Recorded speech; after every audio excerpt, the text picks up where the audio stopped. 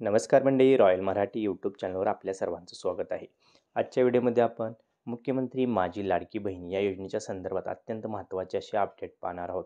तर मंडळी, आपल्याला माहीत असेल की मुख्यमंत्री माझी लाडकी बहीण या योजनेच्या माध्यमातून महिलांना आतापर्यंत 7,500 रुपये देण्याचं काम सरकारने केलेले आहे. परंतु आता निवडणूक झाल्यानंतर ही योजनेचे हप्ते कधी येणार अशी सर्वांना आशा आहे किंवा त्याची वाट आता प्रत्येक महिला पाहत आहे. परंतु आता सरकारकडून असं सांगण्यात आलं आहे की मुख्यमंत्री माझी लाडकी बहीण या योजनेच्या जी कागदपत्रं आपली जमा झाली ती कागदपत्राची पूर्ण पडताळणी होईपर्यंत आता आपल्याला यासाठी वाट पाहावी लागणार आहे.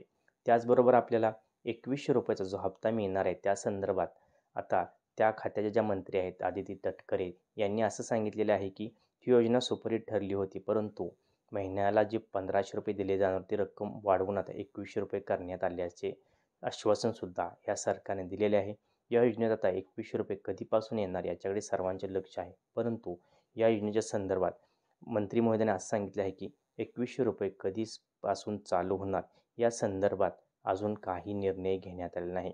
कारण 2100 रुपये हा वाढीव निधी हा लाडक्या बहिणींना येत्या अर्थसंकल्पात म्हणजेच मार्च 2025च्या अर्थसंकल्पात तो जो निधी आहे तो वाढवून घ्यावा लागणार आहे. त्यामुळे लाडक्या बहिणींना अजून काही दिवस यासाठी वाट पाहावी लागणार आहे, याची आपण नोंद घ्यायचा आहे. आता लाडकी बहीण योजनेबाबत सध्या अनेक प्रश्न निर्माण केले जात आहेत. जसे की लाडकी बहीण योजना बंद होणार, 2100 रुपये महिलांना मिळणार नाहीत, अशा चर्चा सर्वत्र चालू आहेत.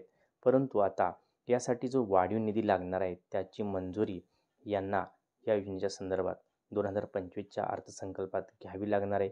त्यानंतरच म्हणजेच एप्रिलमध्ये मार्चच्या एंडिंगला किंवा एप्रिलच्या महिन्यात ह्या महिलांना, ज्या पात्र महिला असणार आहेत त्यांना पुढील हप्ता 2100 रुपयेचा मिळणार असल्याची माहिती तटकरे यांनी दिलेली आहे, याची आपण नोंद घ्यायचं आहे. त्याचबरोबर आपण जर लाडकी बहीण या योजनेची वेबसाईट ओपन करून बघितलं तर सरकारने आता कागदपत्राची पडताळणी चालू केलेली आहे. म्हणजेच जर असं आपण जे हमीपत्रात लिहून दिलेलं आहे की आपण लाडकी बहीण योजनेच्या व्यतिरिक्त इतर कोणत्याही योजनेचे लाभ घेत नाही, तर सरकार सध्या ह्या सर्व कागदपत्राची पडताळणी करत आहे.